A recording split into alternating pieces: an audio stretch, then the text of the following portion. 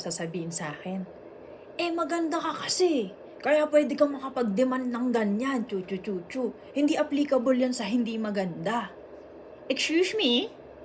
Maraming maganda na hindi pinapakasalan, ha? Maraming magaganda na sawi sa pag-ibig, hinihiwalayan, binibreak. Wala sa ganda yan. Pero bago yan, ituturo ko sa'yo, paano nga bang maging dream girl? Paano ka nga bang magiging prize catch? Number 1, dagdagan mo yung value mo as a person. Taasan mo yung standards mo sa sarili mo. Mag-gym ka, wala kang budget, kahit mag-workout ka sa bahay, try mong i-adjust yung pagtulog mo. Nakaka-apekto talaga yan pag inalagaan mo yung kalusugan mo from the inside.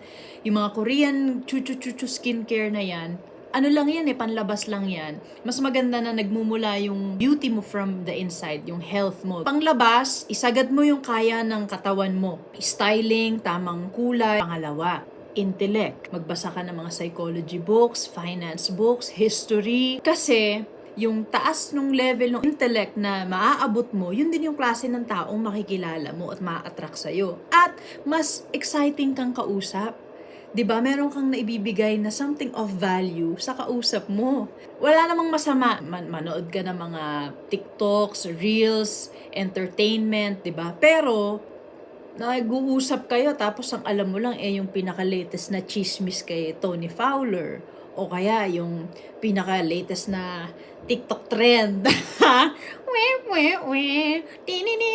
Luma-luma! Ikaw as a person, mas magiging interesting kang tao at yung value mo tumataas. Lumalagpas dun sa physical mong anyo mula sa loob. Gugustuhin ka ng taong kausap.